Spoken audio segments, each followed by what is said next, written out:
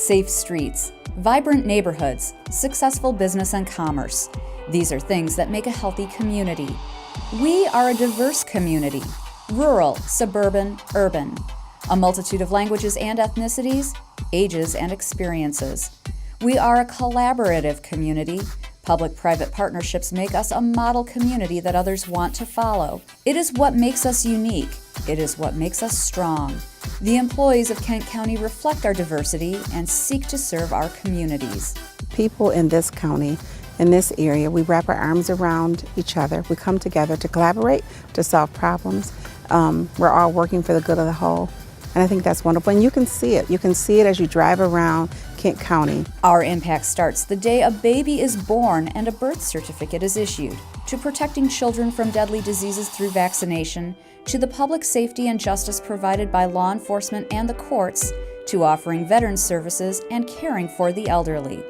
Every day we work to keep our communities robust. I think if you are somebody who is interested in serving your community, in building a strong knowledge base and a good group of people to work with, then the county is one of your best employment opportunities out there. It's been completely rewarding in every way I could possibly explain for 26 years, and I feel like I grow every single day still today. Leading these dedicated employees, our 19-member Board of Commissioners and our County Administrator Controller, along with our elected officials and appointed department directors, placing emphasis on civic involvement, quality housing, vibrant neighborhoods, and strong, solid infrastructure to allow businesses to thrive. Professional, dedicated, collaborative, and innovative. Behind the scenes, collaboration between foundations, charitable organizations, nonprofits, for-profit businesses, public sector demonstrated through the county, the city of Grand Rapids, the townships, all the cities and the villages in our area. If we don't come together, then we will not have the strength that we have today, and I only hope to build upon that. Our aim is to make our communities the best they can be. We are involved in exciting development projects, sustainable recycling programs, and creative progressive prevention programming. We partner with elected officials, impacting policy ideas that become great achievements. We seek opportunities to reach out into the community and offer our services to help our residents make Kent County thrive. Our relationship is solid, both from a staff standpoint at the county level as well as the Board of Commissioners. And they understand what we do and the benefits that we can do for the community, and vice versa. We couldn't do what we do without the help of Kent County. While most of us are busy running our lives, Kent County's elected officials, administrator controller, and over 1,600 employees are serving the communities where we live our lives, so we can all have a place we are proud to call home. Kent County, its life well run.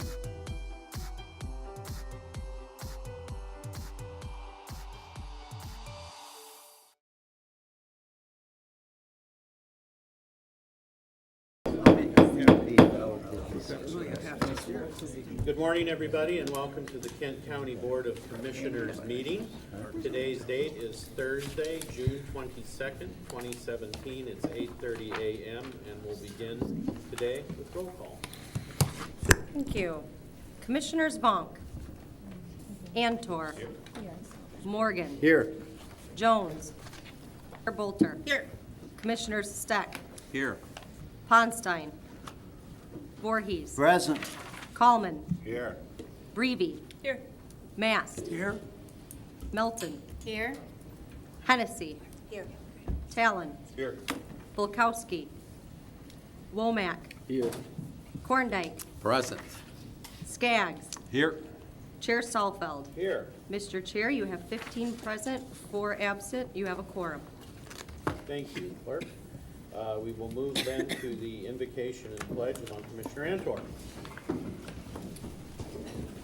Thank you, Chair. Good morning, everybody. This is pretty interesting. It's kind of a special day. And I apologize for not being at the meeting this morning. I got that dreaded phone call last night as I was pondering the invocation late last night because I forgot I was supposed to give one. I got a phone call from my daughter who they were rushing to the hospital. And, you know, she was in a lot of pain and nobody knew what was going on. And it's at that moment, especially as a parent, when you expect of, it's like, wow, she's 1,000 miles away. She's got 3 small kids at home. And all of a sudden, nothing else really matters. And I know the parents in this room can appreciate that, or anybody that's had loved ones, elderly parents or whatever. It's that moment when you think, this stuff isn't that important. It is important though, but let's keep everything in perspective. But we're always just a phone call away from that news. And what's really reassuring is to know that we have a God that listens to us. We just need to approach him with faith and an open heart. And he'll always answer our prayers. He always does. And that is such a wonderful thing, to have in our lives. And there's really, as public servants, there's no greater calling than for us to be able to provide that type of peace for people that really need help in their lives. And I think if we could come at those problems when people are really at the end of the ropes with the same convictions that Jesus gives us in our times of need, we can do than that. So, and I know as a parent, once again, where Pam is, but she can understand this probably better than all of us right now, how hard we can pray sometimes for our kids. And I just would like to report my daughter's fine. They just released her from the hospital this morning, so they didn't find anything major. So that was really reassuring. But I really appreciate the fact that we can start our board meetings with prayers. And I sincerely think it's one of the reasons we have so many blessings here in Kent. I think God looks down upon us, and the fact that we do come to him earnestly, not only when times are bad, but we should always be grateful when times are good. So with that, I hope you can all bow your heads and pray with me. Dear Heavenly Father, thank you for all the gifts and prosperity you continue to bestow upon our county. And today we ask for a special consideration for our administrator, Daryl Delabbio, as he prepares for his retirement. We pray that Daryl and his family are blessed with great health, and that Daryl has the ability to his retirement with the same spirit and enthusiasm he has brought to the county the last 2 decades. We also pray for a seamless transition period from the hiring process as we now search for a new administrator who we hope can possess the same honesty and integrity that we have come to expect of Daryl. Please continue to bless all of us. Please continue to bless Daryl. And we ask this in Jesus' holy name. Amen. Amen. I pledge allegiance to the flag of the United States of America and to the republic for which it stands, one nation, under God, indivisible, with liberty and justice for all.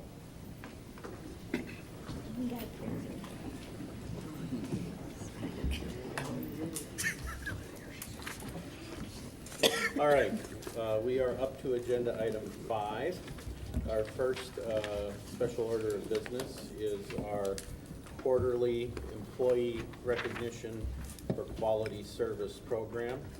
As I've stated before, in 2010, Kent County launched Employee Recognition for Quality Service Program. It's a recognition program to identify and recognize those employees who have provided outstanding quality customer service to the citizens of Kent County and to the internal customers of the county. At this point in time, I would ask that Darius Quinn, our Human Resources Manager, come forward. He heads the committee that makes these selections, and he will introduce and give you some background on this quarter's honoree. Good morning. Good morning.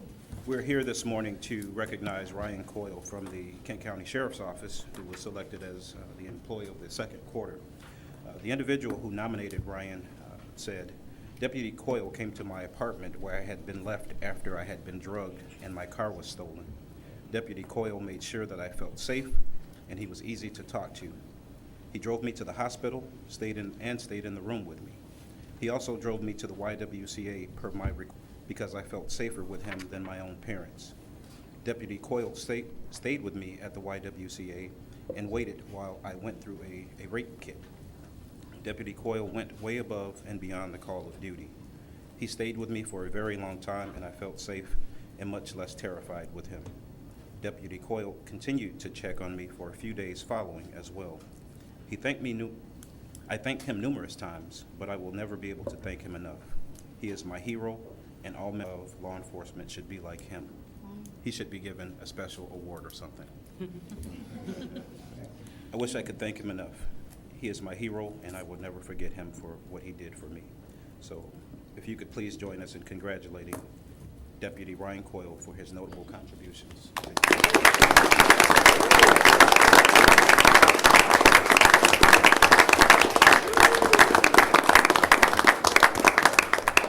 We also have Under Sheriff Michelle here with us this morning, who would like to just have a quick word.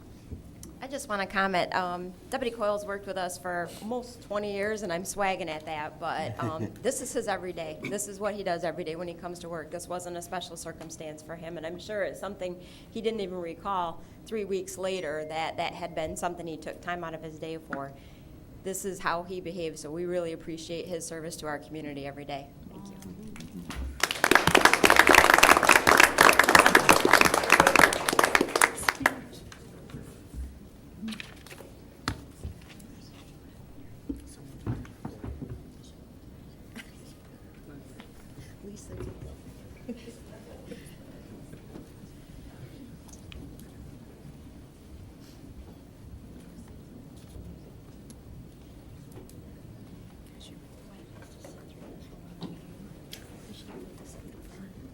Always fun to make those quarterly recognitions, great stories. Just tells you about the great employees that we have here at the county. Next, we move to 5B, which is a special presentation, a 15-minute presentation by Kent MSU Cooperative Extension annual update. Betty Blaze will provide that. Good morning, Betty. Good morning, Commissioner Salfeld, and thank you again for welcoming us to a meeting to report on the work that MSU Extension has been doing in Kent County over the past year. Thank you also for your support of that important work. Just a quick reminder, I suppose it's like a commercial break in a way. Our next breakfast on the farm, it's in Marne, so just across the border into Ottawa County, Saturday. We still have tickets, and so if you want to attend or take your family, just either give me a call or stop by at our office. The tickets are free, but we need them to plan for breakfast. So we hope you can join us this Saturday. Today's report for me will be just a bit different because I won't be the one giving it. I have an intern this year, Kendra Wills, who many of you know. And Kendra, the report, we will close the report at the end with a little special piece by one of the people who has worked with our staff through the MSU Product Center. So, Kendra? Good morning, Commissioners. Good morning. I'm going to go very quickly through these slides. You have a printed report at your desk, I believe, or received one. It's got green on the front, no surprise there. But I do want to leave time for the business owner that's going to speak at the end. I'd be glad to stay in the meeting and answer any questions you have about our programming, but again, I'm going to go very quickly through this information. So the first portion of the report covers our work in agriculture and agribusiness.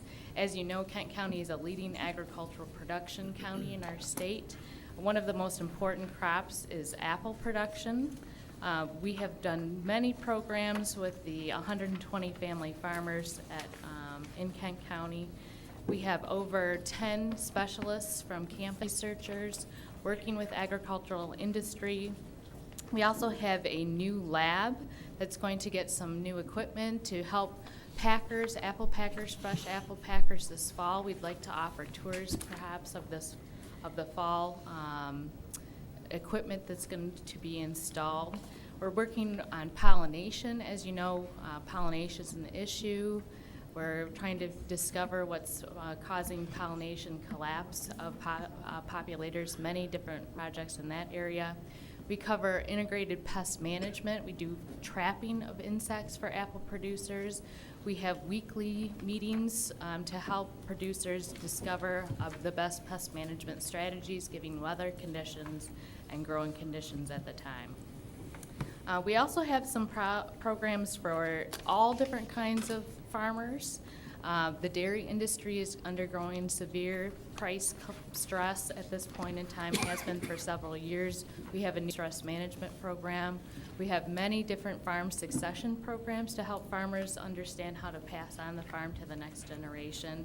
We do tax management strategies, business development strategies, and we also talk with them about national crop insurance programs that they are able to participate in. For dairy production, we did several programs, as you can see on your screen, in 2006. We also have been starting to work with urban farms. We have several urban farms operating within the Grand Rapids and some in the suburbs. We've secured grant funding in partnership with the Conservation District with Urban Roots, which is an urban farm, and New City Urban Farm, which is located in the Creston neighborhood. We also have hops industry in Kent County. We have 12 commercial hop farms in Kent County. That might be a surprise. And the CVB did a study in 2012, I believe it's referenced in the report, that $12 million a year annually are contributed to the county through tourism connected to with our craft brewing industry. And for those of you that are looking for samples, this is the little joke portion. I did bring some. Here they are. This is what hops look like in dried form. These are hops. They're pelletized for home brewing equipment. They were grown in the Traverse City region through Michigan Hop Alliance. Many of our craft brewers are working on a 100% Michigan ingredient label. So that means barley with the malt, hops, and the water would come from Michigan, which is very exciting. We lead MSU Extension leads the Great Lakes Hop Alliance, and we have a conference every year with over 350 attendees. This is a very growing industry in our state. So moving on to children and youth programming, we have 56 active 4-H clubs in Kent County. Almost 4,000 youth are participating in some form. All of these clubs are not all animal related. About 9% have some form of animal activity. But I did learn that an animal is not required for an animal club. So you can still participate in 4-H. You can do trivia. You can learn parts of the animal without actually having an animal and having to show an animal. We also have many special interest clubs related to topics of interest such as computer programming, some kind of chemistry, science. The STEM programming is growing more and more important to 4-H and career into Michigan. These are some of our clubs that are meeting in more urban areas of the county. It's not just in rural locations. Health and nutrition programming. We're conducting tours at 6 area farmers markets. We're specifically targeting families with low resource households with children. We're trying to get them to spend their bridge card funds at farmers markets. This benefits their families by accessing healthy fresh. Also benefits the farmers by being able to capture those funds from bridge card funds that may have otherwise gone into other retail locations. So we've done that in farmers markets in Sparta, Byron Center, Kentwood, Plainfield, Metro Health, and the Fulton Street Market. We think this is a growing activity that we're going to continue to try and promote. With Double Up Food Bucks is also an added incentive for people that are using bridge cards in farmers markets. They can double their dollars in a sense. On nutrition education, we do class programs to help people maybe coping with long-term health conditions like diabetes, learn about how to eat safely, how to eat healthier, how to prevent illness. We also have many social and emotional health classes where over 1,000 people from the county attended in 2006, including youth from the Juvenile Detention Center. I did want to mention that. Another area is Greening Michigan. This is our natural resources, local government, leadership, systems, and finance and homeownership. In finance and homeownership, we have several local partners. Here are some listed on the screen that we've worked with to partner with. We do home buyer education. We also do foreclosure prevention, personal finance management, budgeting. Some of these people are court ordered to take classes like this. Some of this is required by local lenders in order for them to qualify for loans. We're willing to work with any partner organization that you may know of to offer these programs. And they are free. We also received a Rose Foundation grant to do some additional programming from October 2016 through March in Kent and Muskegon counties. And this is my last slide, and we're going to have the business owner come up. I wanted to let you know about the Sea Grant. Sea Grant has been in the news recently. MSU Extension and the University of Michigan actually operate Sea Grant in Michigan. One of the projects of Sea Grant is to helping support the fishing industry. So charter boat fishermen rely on Sea Grant information. One of the issues was that the Department of Natural Resources around Lake Michigan decided to lower the amount of Chinook salmon stocked in Lake Michigan. And the fishermen were kind of deciding, is that going to collapse their industry? Are there going to be less fish to catch? Are people going to still want to come? Well, they decided to create a program where they tagged all of the stocked fish with a different color of tag. So every single fish that was caught in Lake Michigan was recorded. So we found that wild caught salmon are 71% of the salmon caught in Lake Michigan. So the stocking reduction was actually helping. You don't want to create too many salmon because then the food that the salmon eat are collapsing. Then you'll collapse the whole population. So it actually was a valid way of controlling the population, having a healthy, thriving population. This program is called Salmon Ambassadors. It's going to continue, so every charter boat fisherman is going to have an app on their phone where they're going to record their catch and with a fish tag where it's coming from, where it was stocked, or if it was wild fish. So I'd like to bring back Betty back up, and she's going to introduce our next speaker. Thanks. Thank you, Kendra. I think you can see why it's hard to summarize everything we do into one catchphrase, because it's across such a wide variety of areas. And I think we have made a big difference with citizens in Kent County this year.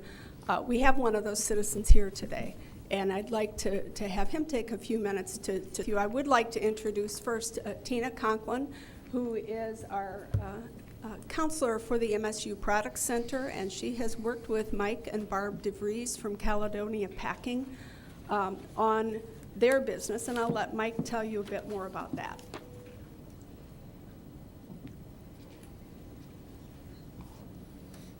Well, good morning.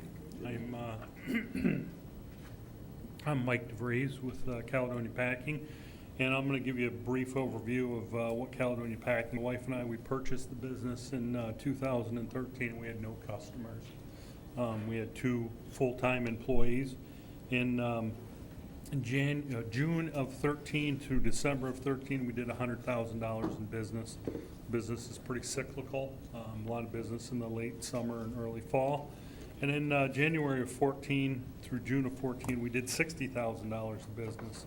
And spring and winter and spring are very slow points in time. And increase business and keep employees busy, we decided it was time that we pursue USDA inspection. USDA inspection allows us to harvest and slaughter animals and process them to go into commerce. The other way of doing it is that you do it directly for a farmer for their own consumption, and that's a not-for-sale type sale. And we ended up pursuing USDA at that point in time. In 2014, we had 5 employees, 2 of them full-time and 3 of them part-time. And in 2014, we applied for our grant of inspection. And we made improvements. We worked on our HACCP plan. We talked with inspectors, and we really couldn't get anywhere. It just wasn't moving forward. So in 2015, we had 7 employees, 3 full-time and 4 part-time. And in January of 15, we signed up with the Product Center, and Tina Conklin was assigned to our case. And by June of 15, so that was from January to June, we were given our temporary grant of inspection. And by January of 16, we had our full grant of inspection. Tina did a phenomenal job working with USDA and working with ourselves. She bridged the gap as a third party. She contributed to our HACCP plan. She contributed to all of our inner workings of how the business runs. And without the help of the Product Center, I'm sure we would have got there, but it would have taken us a much greater period of time. USDA sales in 15 were $10,000. In 16, they were $55,000, so that's a 5-fold increase.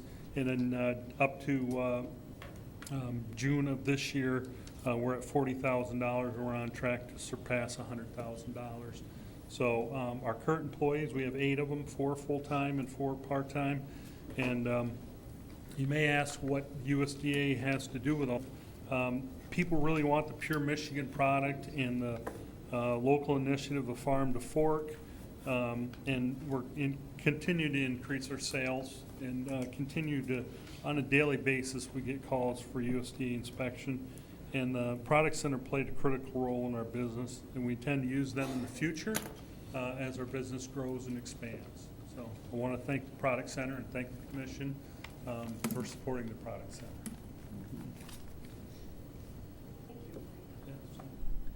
And again, thank you to all of you for your continuing support of the work we do with the citizens in Kent County. If you have any questions for any of us, that I'm happy to take them now, or as Kendra said, will remain until after the meeting as well. We have time for maybe a couple questions. I do want to manage our time today Sure. due to our heavy agenda, but if there's any questions by the commissioners? Otherwise, I see none. So thank you very much for the presentation. Always very informative, and wish you the continued success. So. Thanks.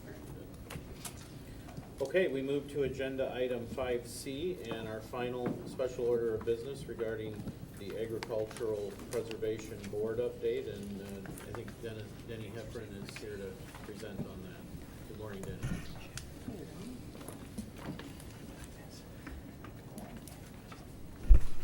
Good morning, Commissioners.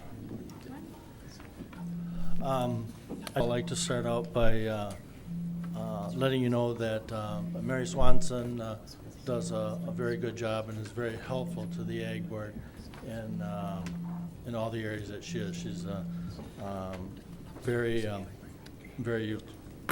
useful. And so anyway, thank you, Mary.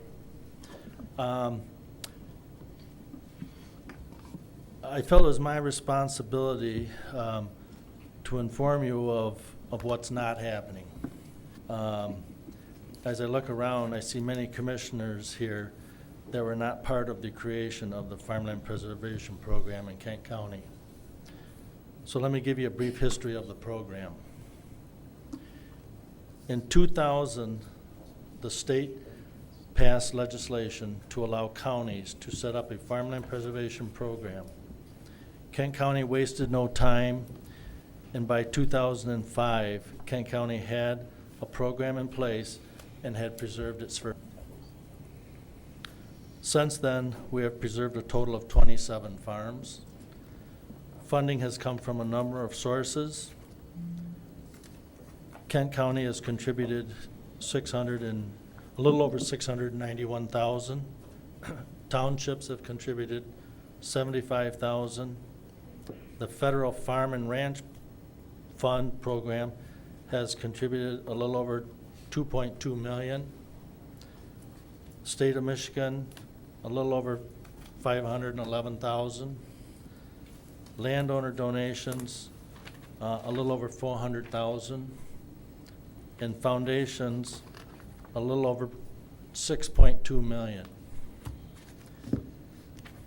The county's contributions were in years 2010 through 2013.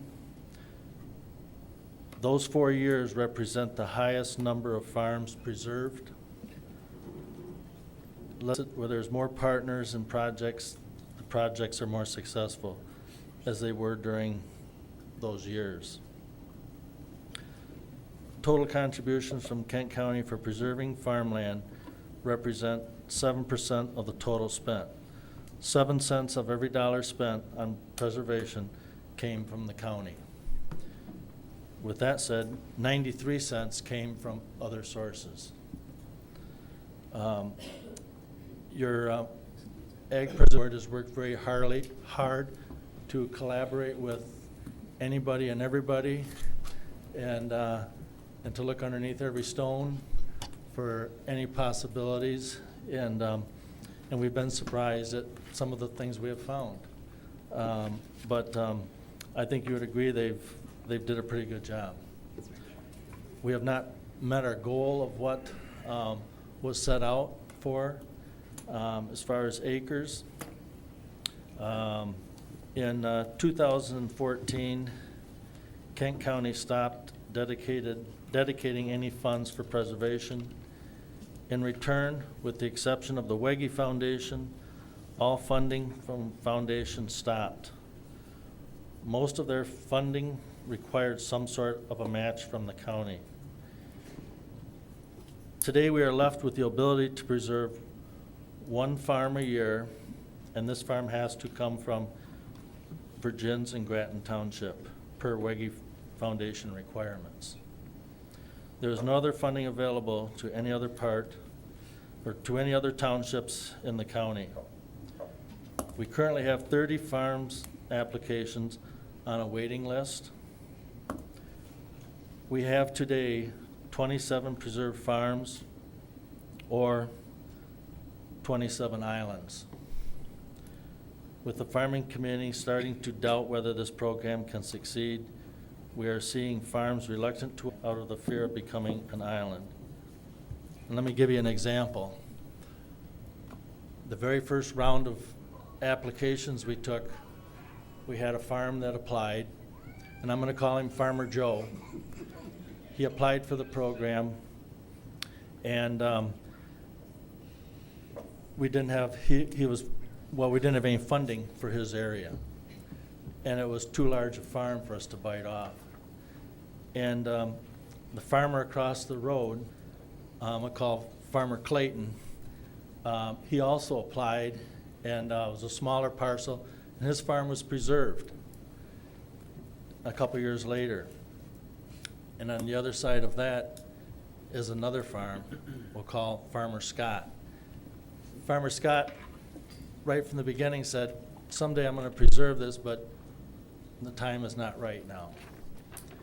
About a year ago, Farmer Scott applied for the program, and he's one of the one waiting list. In the meantime, Farmer Joe passed away, and his sons now own the farm. The sons have become skeptical of the program and have withdrew their application. On the other side of the preserved farm, Farmer Scott, he called a couple weeks ago and said, hey, where am I on the list? I've got a developer that'd like to buy my property. I'd like to preserve it. The time is right, and I've got to do something with the property. I haven't called him back yet because I don't know what to tell him. I don't know how to tell him that we're only going to preserve one farm a year, and you're not even close to the top of the list yet. Now, this one farm we have in the middle that's been preserved, Farmer Clayton retired, and there's 2 young farmers farming that today. They got a problem coming. They have a preserved farm that they've invested in, and the track we're on, the farms on both sides of it are going to be developed. What do these guys do down the road? They're stuck with a program and no way out. It's a big problem. At this point, what can be done to save the program? First, we need to come up with a sustainable funding source. Right from the very beginning, we knew that the county could not operate this long-term out of the general fund. But the whole idea was to get examples out there and models for people to see. And we have 27 of those models now scattered throughout the county.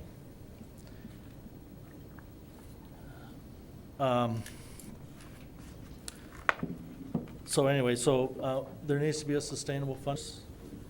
Some of you may be aware, our county chair I know is, he has attended one of the meetings. As a report on the agribusiness, there's a group that has come together to identify some sustainable funding sources. This is going to take time to develop and to get in place. In the meantime, there is a need for a short-term funding source so that once again, foundations will feel comfortable contributing and that landowners will have trust in the program. if we don't have a program where farmers feel comfortable that they're not going to just become an island, they're not going to apply. And with that, it'll self-destruct. And at this point, we're kind of on that track. So that's all I have I wanted to bring to your attention where we're at. And I guess if you have any questions, I will try to answer them. Thank you. As with our other special order of businesses, we are going to manage our time tightly today. We do have time for a few questions if there are any. Commissioner Stack. Thank you, Chair. Good morning, Dennis. Good morning. Does the board pursue any other strategies to preserve farmland other than the acquisition of development rights, such as pushing for more aggressive zoning regulations or purchasing limited development rights? Any other strategies? Well, in Kent County, we have township zoning, and that comes up quite frequently. And I'm here to tell you that townships have did a really good job. Their master plan, they've identified where they want to preserve, where they want industrial, where they want residential. You know, they've come up with a good master plan overall. You know, as far as zone, yes, they've addressed that. You know, I know one township that has a maximum lot size of 1 acre in the prime farmland area. You know, there's different things they did through zoning and that to help do good planning. You know, and they have, but they have no tool to preserve the farmland that they've identified that they want to preserve. They rely on this program, or they rely on the county, you know, for that. Yeah, there's a number of things, you know, different zoning and that townships have did. They've really did a very good job. I cannot find any fault with townships.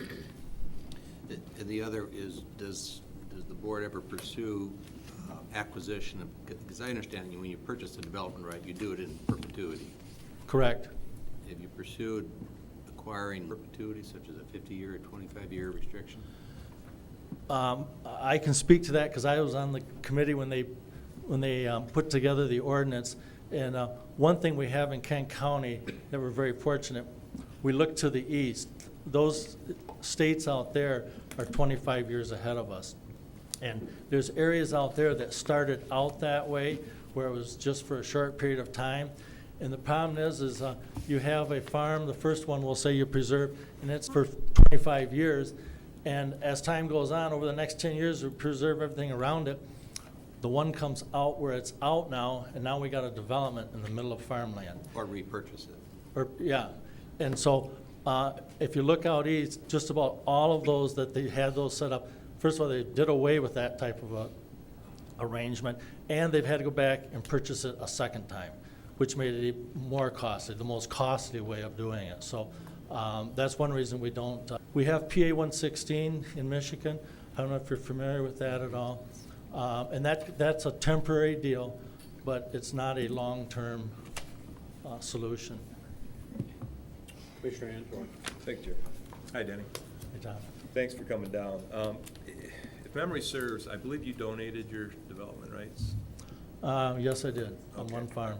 That's what I thought. And it just kind of goes to his passion for this. It's not really a self-serving endeavor. As a farmer, he understands the economic ramifications of farming community, and that can leave virtually overnight. It's good to have zoning and stuff, but it's so important to keep that vitality here. And I just wanted to thank you for your passion for this issue.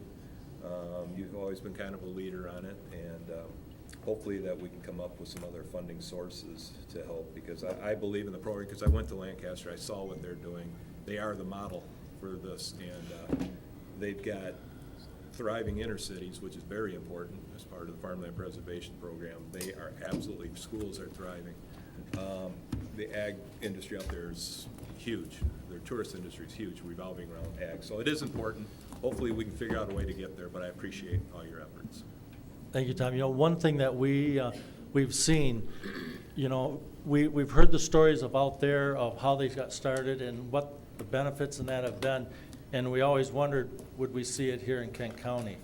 And I can tell you, we're far enough down the line now that we're seeing it. One of the things, you know, sustainability of a farm and the extension and all that has did tons and tons of work on that and trying to help with sustainability of a farm.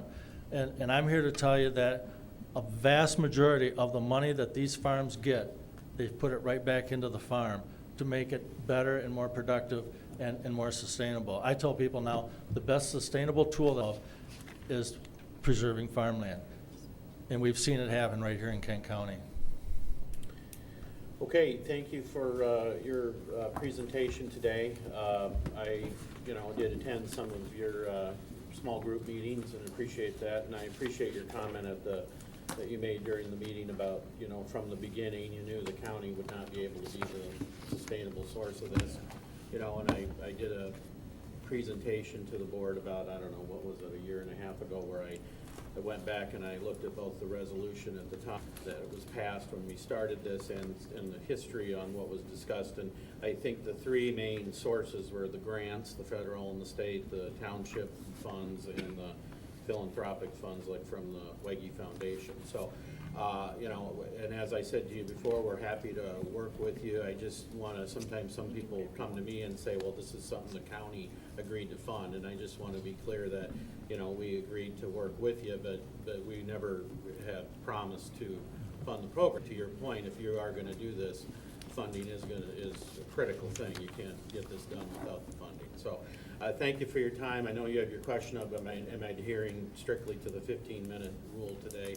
And we'll appreciate it. If any commissioners have questions, feel free to follow up with Denny. Thank you. Thank you. We'll move then next to public comment, and this will be 3-minute public comment.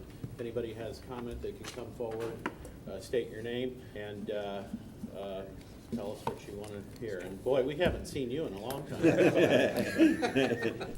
And you went from 5 minutes to 3 minutes. Well, I wish I kind of timed it out for 4 minutes, but I've got handouts. There's 20 of them, and I count 20 staff and commissioners here. Please pass these out.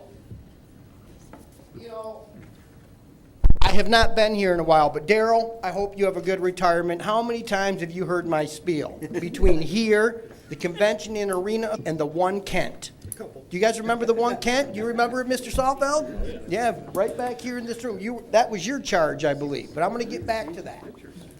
But, Daryl, I don't hope I never bothered you, and I want to say, out of all the entities, this commission, any Freedom of Information Act request, I got it in a very quickly, timely manner, and at no expense or minimal expense. And I got to say, that is not true of the other entities in the metropolitan area. I got to commend the county for that. I mean, so quickly, I was like, whoa.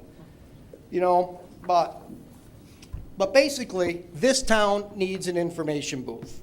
And that was one of my spiels that I came up here. This town is booming. It is booming, booming, booming. If you go walk around downtown, you're going to see all the conventioneers with their badges, and they're asking strangers. And this is a two-sided document. And I'm going to go over some of these text boxes on here to tell you why we need an information booth. I call it a directions and information booth, call it a visitor center. And it seems like the city and the Downtown Development Authority wants to have these wandering ambassadors. And I'm saying wandering ambassadors are secondary to an information booth. Every other city has an information center before wandering ambassadors.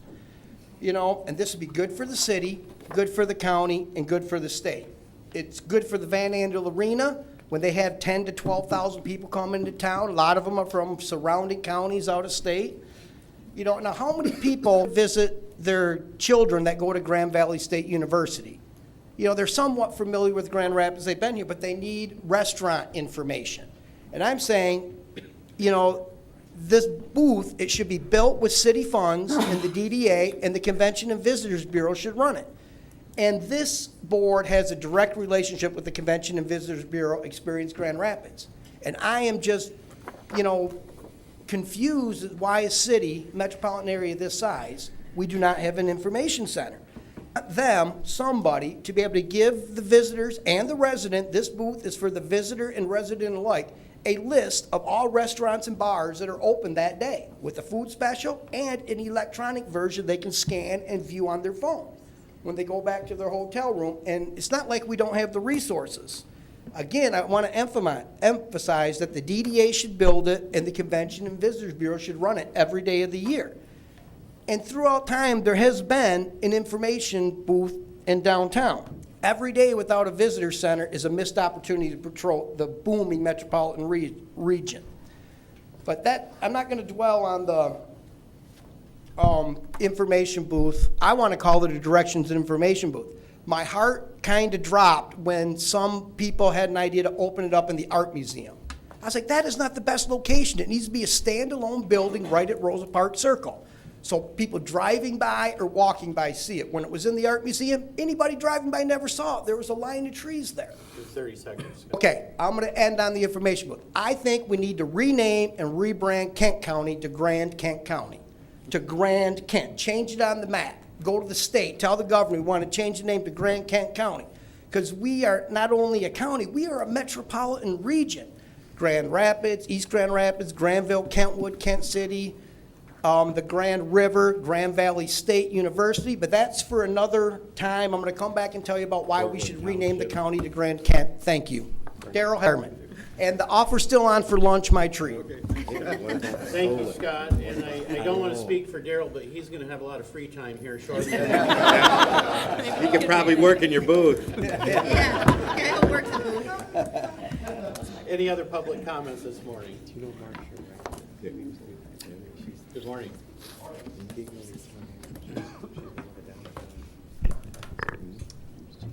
My name is Pastor Daniel Scott. I've been a pastor in Kent County for almost 40 years, mostly in the inner city of Grand Rapids. First of all, I thank you for the work you're doing. I don't know any of you personally, but read about you, hear about you, and I appreciate what you're doing. I have a request and a suggestion that I believe will greatly enhance and bring God's blessing on Kent County, probably more than any other action we could take. Because I'd like to address a great evil that is going on in our county every single day. It's discrimination, it's wicked racism, it's tearing apart our families. And this ultimate abuse of civil rights of the most vulnerable members of our county. Indeed, these murderous attacks on women and children are just unprecedented. Thus, I propose that we move to make Kent County a sanctuary and refuge for the unborn. For the unborn. 58 million murders in our country since 1973. How many in the Kent County, I do not know.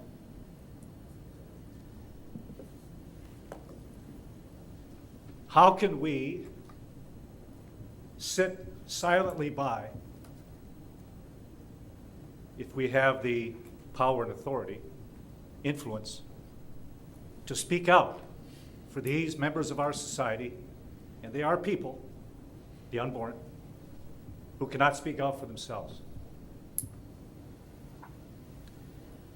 This is racism in its extreme form. You know, nationally, our population is what, 12, 14% African American. 40% are, of these babies being murdered, are African American. That's racism. In fact, the entities that purport and push this murder specifically target the inner city You have 30 seconds. and the poor. If you want more information on what we're trying to do as a ministry, I have these pro-life packets. Thus, I propose that we try to shut down every entity that is murdering these babies, whether it be hospitals, not shut down the hospitals, but shut down that part of the hospital. This murder clinic on East Fulton, 320 East Fulton. And just to show you how planned, I call it planned genocide, it's called Planned Parenthood, how we are, the founder of this organization, Margaret Sanger, and you could just Google If you could quotes wrap by up, Margaret your Sanger. Time is done. I'll end with this. She said, "We do not want the word to get out that we want to exterminate the Negro population. They are human weeds, reckless breeders, spawning human beings who never should have been born." Thank you for listening. Thank you. Is there other public comment this morning? I see none, so we will move to agenda item number 7, which is our consent agenda, and I will call on Commissioner Antwerp. Thank you, Chair. I'd like to move the consent agenda. Support. Support by Commissioner Thorndike. This is a roll call vote. Madam Clerk. Thank you. To adopt the consent agenda, Commissioners Vonk, Antor, Yes. Morgan, Yes. Jones, Vice Chair Bolter, Yes. Commissioner Steck, Yes. Ponstein, Voorhees, Yes. Kallman, Yes. Breeby, Yes. Mast, Yes. Melton, Yes. Hennis, Yes. Talon, Yes. Bulkowski, Yes. Womack, Yes. Korndike, Yes. Skaggs, Yes. Chair Salfeld. Yes. Mr. Chair, you have 16 yeas, 3 not present. The motion is adopted. Thank you, Madam Clerk. We move to agenda item number 8. We have 4 resolutions this morning. For the first one, I will call on Commissioner Breedy. Thank you, Chair. I'd like to move item number 48's date to amend section 6.2 of the standing rules. Is there support? Support. Support by Vice Chair Bolter. Questions or comment on this item? I am seeing, Commissioner Talon. Thank you, Chair. Just, since I wasn't on the committee that got to talk about this, just want to take a minute to express my concern about this process. I was fortunate to be able to be on the Standing Rules Committee both consecutive times prior to this last one. And my concern about how we deal with reports goes back to the, kind of ironically, the PDR sustainability report from December of 2010. That report was presented to the board and was presented along with 12 very specific recommendations for action or consideration by the board. And it never got received, it never got any attention. None of the recommendations were ever taken up by the board. There was an incredible amount of work. We have a great document that I think if we had even done some of the things that were recommended in there, we might have had a more positive report on the PDR program at this point. But my concern in getting to where we are now with that language is to make sure, number one, that when we appoint a subcommittee, committee does come up with specific recommendations that can be considered by the board, and that something actually happened with that report. And I think that this does do that. But I wanted you to know some of the background of that and how we got to, from my perspective, where we are today. Thank you, Chair. Thank you, Commissioner Talon. And I did, this is something that I did bring forward because I noticed it when we were getting our current force reports in, starting with the Friend of the Court one, and realizing that a section of what had been our rules previous to 2015 was eliminated in the revision that occurred that year, which I believe was unintentional, but took away the right for the board to adopt or approve a report. So just to be clear, again, sorry that all the people on the legislative committee probably already heard this, but what is doing is simply reestablishing that right that existed in our rules previous to 2015 and probably after what you're talking about, Commissioner Talon, to be able to do that in the rules going forward. So that's just a little backdrop on that. So any other questions on this item? Commissioner Stack. Thank you, Chair. Just to reinforce, the amendment does not eliminate the fact that every report is still required specific recommendations in there, and those can and probably still will be specifically addressed. Yep, that's correct. Okay. I see no other questions, so this is not a roll call vote, so all in favor indicate by saying aye. Aye. Any opposed? Motion passes. We move then to agenda item 8B, and I will call on Commissioner Mass. Thank you, Chair. You know, we've got 3 resolutions dealing with community development and block grant and amendment, shelter plus care, but I guess I better not take them separately. I'll move resolution 49, which is $438,000 distribution. Support. Support by Commissioner Breedy. Questions on this agenda item, on this resolution? Commissioner Cornett. I don't have any questions, Chair, but I would just like to disclose that I am a volunteer member on the Fair Housing Center of West Michigan Board, but I receive no money or remuneration, so I will be voting on this. Thank you. Okay. Any other questions or comments? I see none. This is not a roll call vote, so all in favor indicate by saying aye. Aye. Any opposed? Motion passes. We move then to the third resolution, and I will call again on Commissioner Mass. All right. Resolution 50 deals with distributing that money through various departments. I would move that approval. Support. Commissioner Morgan, questions or comments on this resolution? I see none. This is not a roll call vote. All in favor indicate by saying aye. Aye. Any opposed? Motion passes. We move to our final resolution. And the next one involves, 51, involves contracts with community rebuilders, and we had some discussion with our interim director of the Community Development Department, but we move that resolution as well, 51. Support. Support by Commissioner Hennessy. Questions on this item? I see none. This one is a roll call vote, so I will call on Madam Clerk. Thank you. To adopt the resolution, Commissioners Vonk, Antor. Yes. Morgan. Yes. Jones. Vice Chair Bolter. Yes. Commissioners Steck. Yes. Ponstein. Voorhees. Yes. Kallman. Yes. Breeby. Yes. Mast. Yes. Melton. Hennessy. Yes. Talon. Yes. Bulkowski. Yes. Womack. Yes. Thorndike. Yes. Skaggs. Yes. Chair Salfeld. Yes. Mr. Chair, you have 16 yeas, 0 nays. The motion is adopted. Thank you. We move then to agenda number, item 9, which is public comment. This is 1-minute public comment. Is there any public comment? I see none, so we will move to reports. Item 10, are there any commissioner this morning? Commissioner Morgan. Thank you, Mr. Chair. Just to let you know, after that horrible terrorist attack at the Bishop Airport, I contacted our director, and he told me that there wasn't a status change in our readiness. However, we are deploying our police officers in more public places, and they're being more vigilant. So, Okay. Thank you. Commissioner Breedy. Thank you, Chair. Just wanted to report the lead task force. We met yesterday afternoon. We heard about local money that's available for resident homeowners, landlords to get assistance in making the homes that they own lead safe.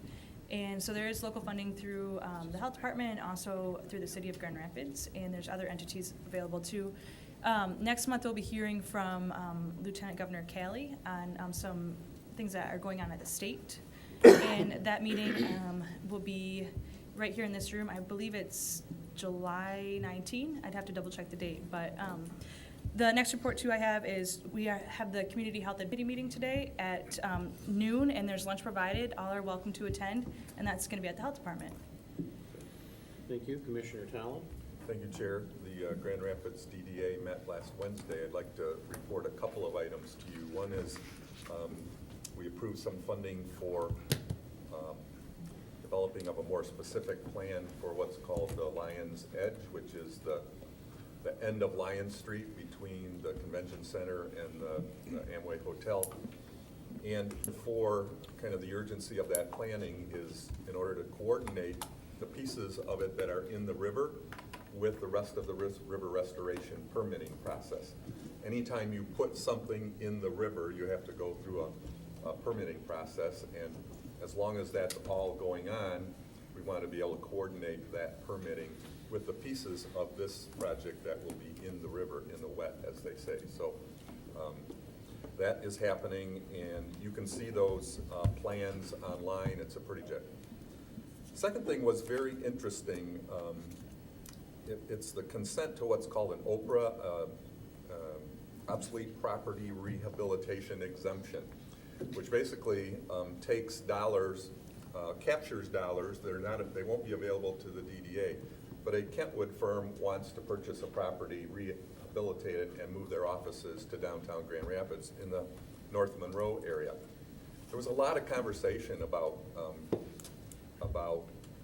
whether that the DDA and the TIFAs use have kind of run their course, whether there ought to be, what the use of those tools, what the limitations should be, and the city really, the board really pushed the city to take a look at those tools and take another look, and can we move to a point where it's not assumed that if you're doing a development downtown that you're going to be able to get this additional funding. So I think a very interesting conversation, something that we've talked a lot about here, and that any thoughts about it, you might want to let me know.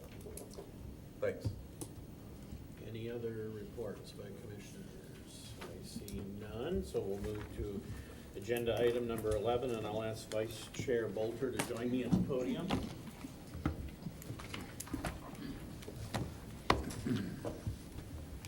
Triple D. Dr. Daryl Delabbio. Used to be, now it's Triple D. It's our final meeting, unless I call a special meeting. No. I think we should. Which I feel like doing just to have you have another meeting. But it's our final meeting for our longtime county administrator, Daryl Delabbio, who is retiring at the end of this month. And there's going to be a lot of tributes coming up here. As you know, we have the 27th. We have a recognition for him within the county. But I've been on the board 7 years, and all I can say is that it's been nothing but professional. Just the service level is outstanding. It's honest. You can trust work to get done. You know that you're being never getting any kind of agenda or whatever in the questions that you ask Daryl, and it's just pure class, and I just will really miss you, because you're not only a good administrator, you're a good friend. And I'm going to have Mandy read a proclamation that we have, or you can cut through some of it if you want, because there's some things we know, but a proclamation that we'd like to leave off the whereas or what for. Actually, if you don't mind, I will read it. There is some pretty important information that some of us new people might not know, and I think that this is probably the least we can do. And obviously, all our feelings and all the work you've done is not contained in this one little proclamation. But whereas Daryl Delabbio, Ph.D., has dedicated more than 4 decades of his life to public service and has held the Kent County Administrator Controller role since 1998, after 3 years as Assistant County Administrator. And whereas Daryl has mentored the customer service, management, and leadership skills of county employees in his tenure. Daryl considers his in-house training programs and the formation of Cultural Insight Council among his greatest achievements. Daryl was part of an initial group of community leaders who worked with Grand Action in the state of Michigan to make the DeVos Place Convention Center a success. And Daryl has worked closely with Experience Grand Rapids, The Right Place, and other organizations that promote our region on a national and international platform. Daryl and his staff are focused on financial stability, helping Kent County receive a AAA bond rating from Scores and Moody's Investors Services for 19 consecutive years, including several years when the national economy struggled. Daryl has nurtured a spirit of collaboration and relationship building among the county, townships, and cities, as well as leaders from across the state, and served in leadership roles such as MAC, International City County Management Association, and Daryl will retire on June 30th, 2017, and is seated at his last Board of Commissioners meeting today. Therefore, be it resolved that the Kent County Board of Commissioners hereby proclaims that June 22nd be recognized as Daryl Delabbio Day in Kent County, and be it further resolved that the Board of Commissioners bid Daryl farewell and wish him the best in his upcoming retirement. Yes. Yeah.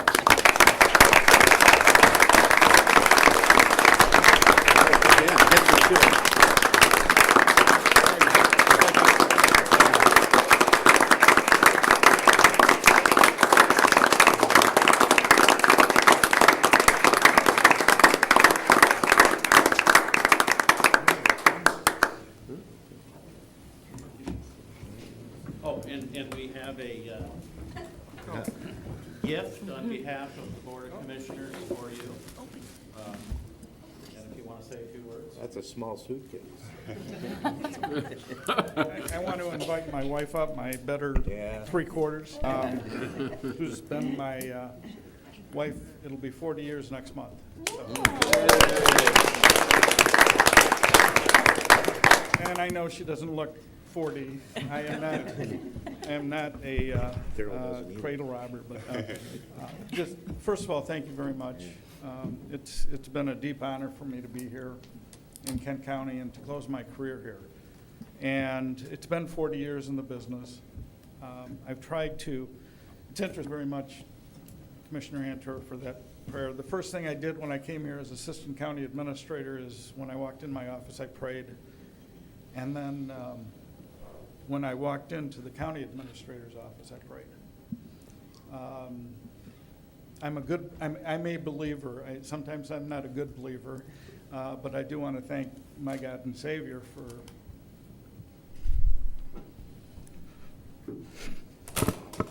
We get it. What did Lisa say? Breathe.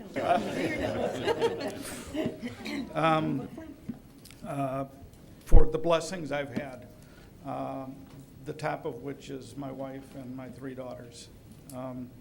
I've tried to lead the county with honesty and integrity. I've tried to develop and nurture a collaborative county, a learning organization, and a county that is inclusive and respects diversity, equity, and inclusion. It's been a privilege. It's a privilege. I often say to everyone that being in the public service is a high calling. I think it's the highest calling.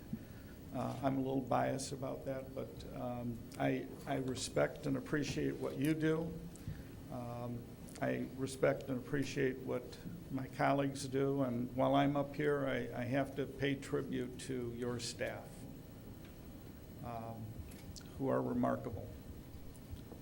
I get to stand up here right now, but if I didn't have the staff that I have, and it's not only the staff that, and I'll take credit for hiring most of my staff, if not all of them, but it's the elected department directors, the sheriff, the clerk register, the treasurer, the drain commissioner, prosecuting attorney, the high quality of people that are here in Kent County, and make it a pleasure to work. And I hear from my colleagues from around the state.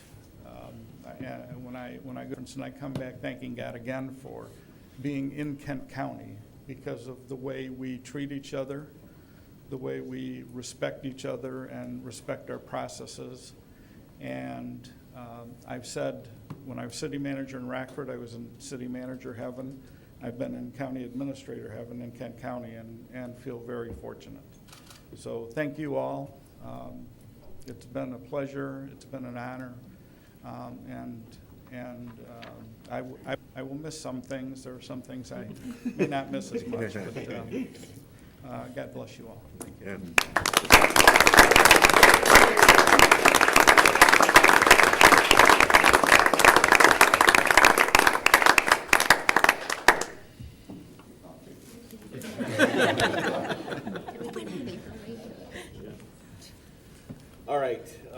and again, just thank you, Daryl.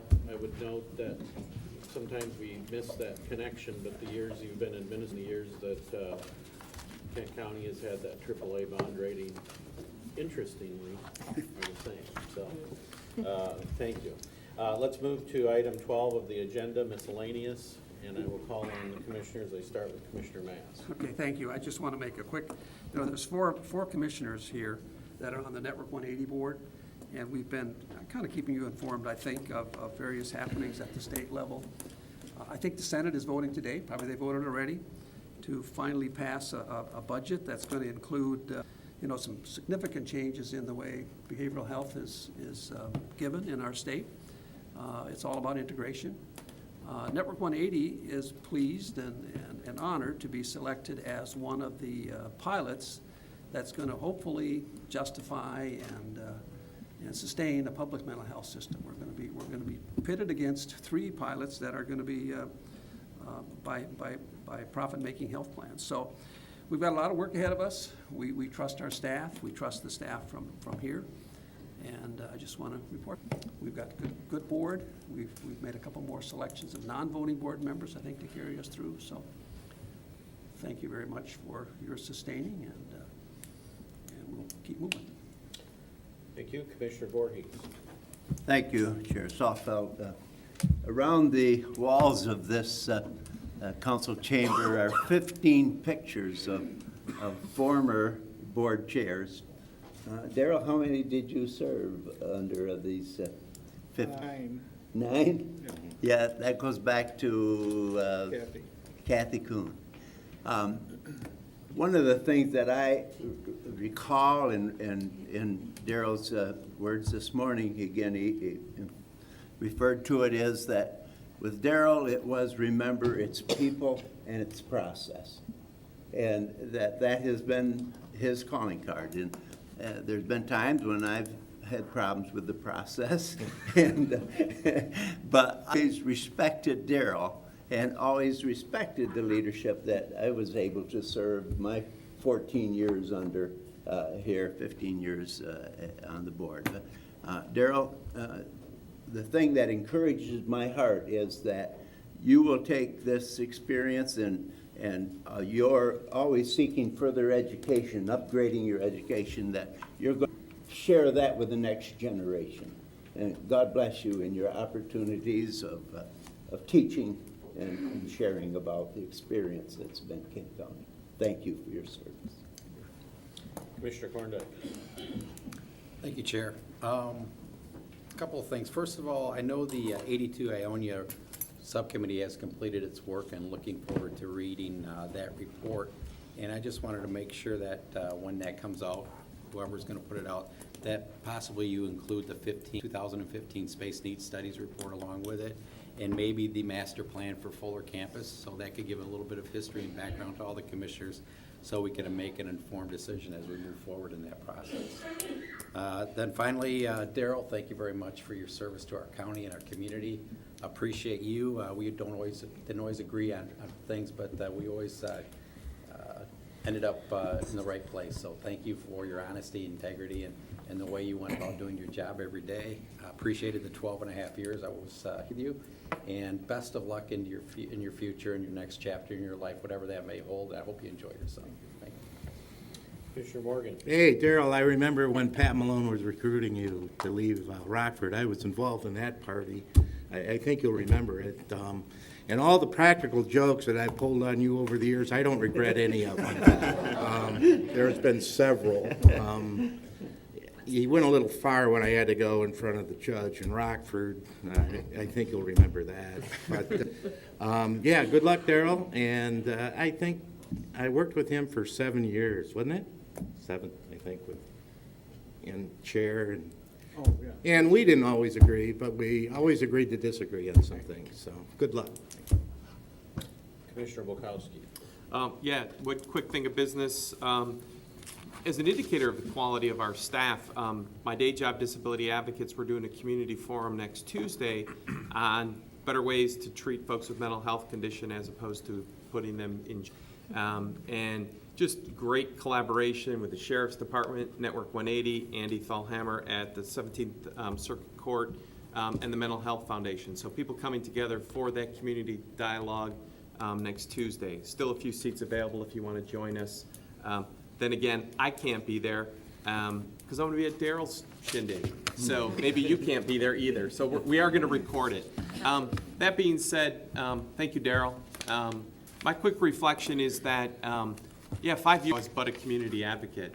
And to say you didn't treat me any differently after election than before. It's always respect, honor, not always agreement, but respect and honor, and I thank that. My only regret is that I haven't been able to convince my colleagues to raise our base millage, that .04 mils, to just a few more dollars to focus on capital and unfunded liabilities. But I'm going to keep working on that with your replacement. So thank you so much. Any other miscellaneous? Commissioner Cowan. Thank you, Chair. Another reflection, briefly.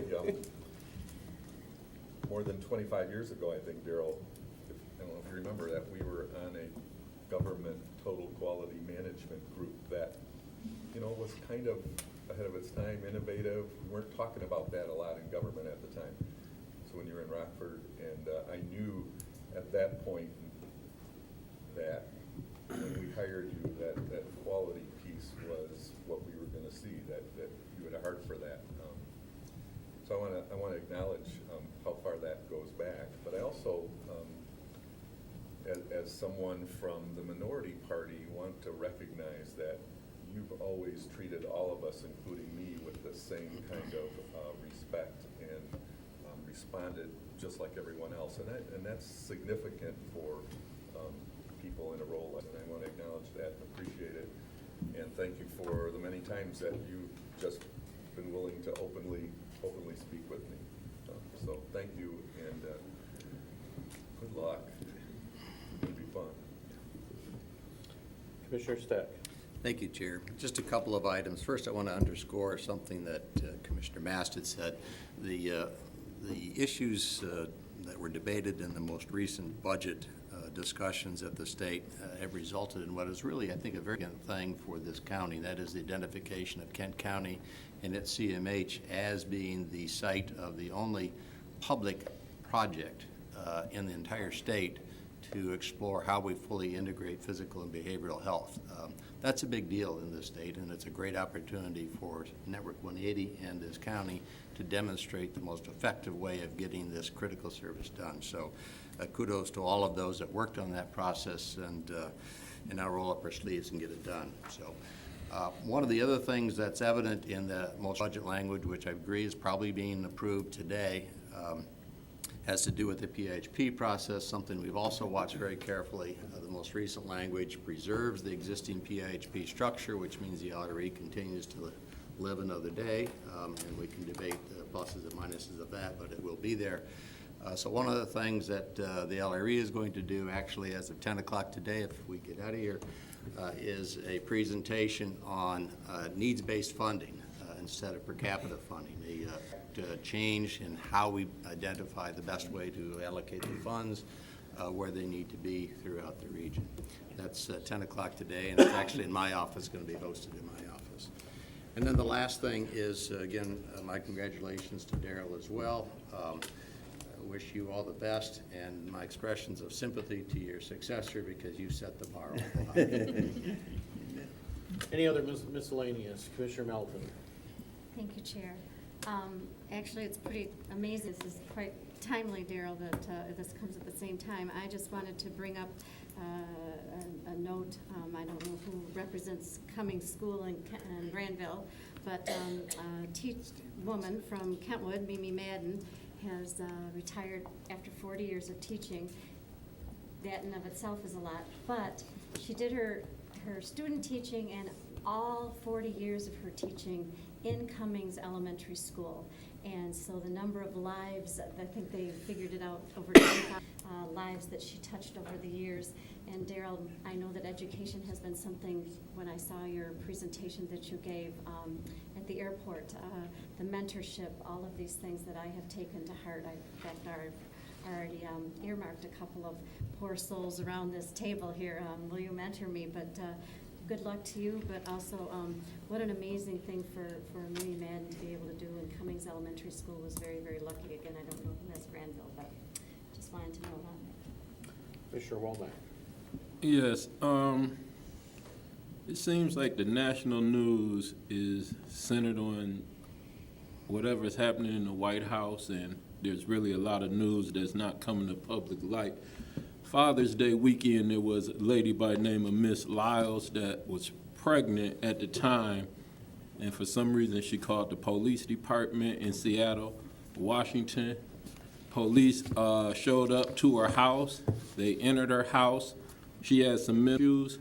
They said she brandished a knife. There were no body cams, so there's no video, but there was some audio that was recorded with one officer saying this seems like a case where we need to use tasers. They didn't have tasers, so they had to go to their next option, which was deadly force. So a pregnant African-American woman was killed. There was no body cams.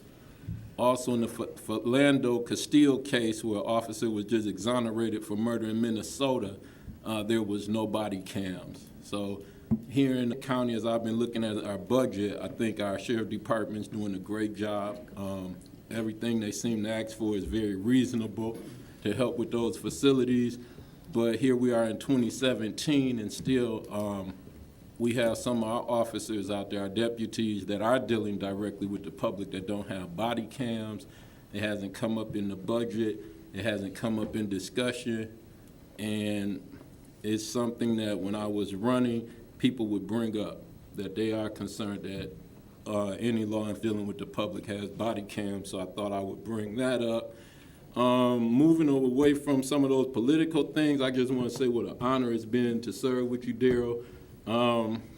My teacher always said there's no dumb questions, so I will relabel some questions out of sync questions. One thing I learned watching you, Daryl, is when someone asks you an out of sync question, it's like, our commission faces might change a little. Even one of the questions I had noticed other commissioners. But Daryl, you always keep a straight face. And I love those little 2 seconds when you hear those out of sync questions and you sit there with no facial change, but you honor everybody with so much respect, and you honor those questions with respect. And I've also noticed in 6 months, seldom, with all the big questions that come to you, seldom do you have to look through your papers for the numbers or the policy. And I'm just learning so much for you. Wish I had you for another 6 months or another 6 years. I just want to thank you for your service. And as a rookie here, I want to say I'm honored to spend my first 6 months with you, Daryl Delabbio. Commissioner Reavy. Thank you, Chair. Daryl, I just wanted to congratulate you on your retirement and a job well done. And, you know, I've been here for just a short time out of the time that you've served, and I really appreciate the legacy that you're leaving with us, and the way that you have, you know, set us up for the future with our budget and with all the things that we have going on and that are going well in Kent County. It's definitely something that you have touched. And I really appreciate the work that you've done. I sure hope, you know, with all the time that you'll have, that you'll be able to come back to our future meetings and maybe, you know, share some public comment from time to time on your thoughts and opinions. But enjoy your retirement, and I hope it's, you know, wonderful. Thank you. You know, there have been some former employees who have shared their opinions. Yeah, well. Like the president. Any other miscellaneous? I've not seen any. I have 3 things. One, point of business. July 13th is our work session at 8:30 on 82 Ionia. I think that was noticed out. Right after that will be our work session to finish up the CIP review. Okay, so back-to-back work sessions, will knock out both of those today. Secondly, reflections on Daryl. I thought I might share this. My first ever interaction with Daryl was before I was on the board. I was actually chairing, or I'm not sure I was chairing, I was on the OCC. And I was at one of my meetings and he was there, and somebody had showed up and was passing around a paper, and there was a reporter sitting next to me, and we're passing it around, everybody's looking at it, and I put it over. You know, Daryl is of Italian descent, and he likes to wear his emotions on his sleeve. And the minute I handed that paper to the reporter, he just is like, oh, you know, you would have thought I had murdered somebody. So, but over the years, I learned that, you know, working with Daryl like that, whether it's at the meetings or behind the scenes, and there's a lot of things that we work on. I probably, in the next two, well, I wouldn't be surprised if my phone has you as the #1 person that I'm calling in any given week or month. But it's just, again, it's been pure class, and I do wish you the best. Finally, it is Daryl Delabbio Day, and even though Commissioner Ponstein was not here, he did get us a cake. So as soon as we are adjourned, we will have cake and time to celebrate with Daryl. We do have an executive committee meeting that follows that. So I will take a motion to adjourn. I move. Is there support? Support. All in favor indicate by saying aye. Aye. We adjourned until our next meeting on July 22nd.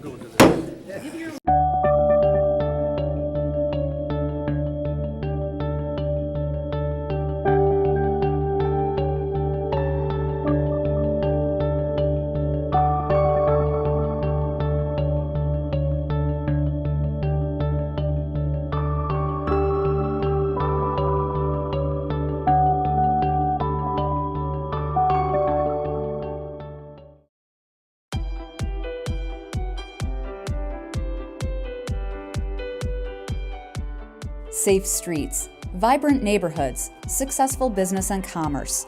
These are things that make a healthy community. We are a diverse community, rural, suburban, urban. A multitude of languages and ethnicities, ages and experiences. We are a collaborative community. Public-private partnerships make us a model community that others want to follow. It is what makes us unique. It is what makes us strong. The employees of Kent County reflect our diversity and seek to serve our communities. People in this county, in this area, we wrap our arms around each other. We come together to collaborate, to solve problems. We're all working for the good of the whole. And I think that's wonderful. And you can see it. You can see it as you drive around Kent County. Our impact starts the day a baby is born and a birth certificate is issued, to protecting children from deadly diseases through vaccination, to the public safety and justice provided by law enforcement and the courts, to offering veterans services and caring for the elderly. Every day we work to keep our communities robust. I think if you are somebody who is interested in serving your community, in building a strong knowledge base and a good group of people to work with, then the county is one of your best employment opportunities out there. It's been completely rewarding in every way I could possibly explain for 26 years, and I feel like I grow every single day still today. Leading these dedicated employees, our 19-member Board of Commissioners and our County Administrator Controller, along with our elected officials and appointed department directors, placing emphasis on civic involvement, quality housing, vibrant neighborhoods, and strong, solid infrastructure to allow businesses to thrive. Professional, dedicated, collaborative, and innovative. Behind the scenes, collaboration between foundations, charitable organizations, nonprofits, for-profit businesses, public sector demonstrated through the county, the city of Grand Rapids, the townships, all the cities and the villages in our area. If we don't come together, then we will not have the strength that we have today, and I only hope to build upon that. Our aim is to make our communities the best they can be. We are involved in exciting development projects, sustainable recycling programs, and creative progressive prevention programming. We partner with elected officials, impacting policy ideas that become great achievements. We seek opportunities to reach out into the community and offer our services to help our residents make Kent County thrive. Our relationship is solid, both from a staff standpoint at the county level as well as the Board of Commissioners. And they understand what we do and the benefits that we can do for the community, and vice versa. We couldn't do what we do without the help of Kent County. While most of us are busy running our lives, Kent County's elected officials, administrator controller, and over 1,600 employees are serving the communities where we live our lives, so we can all have a place we are proud to call home. Kent County, its life well run.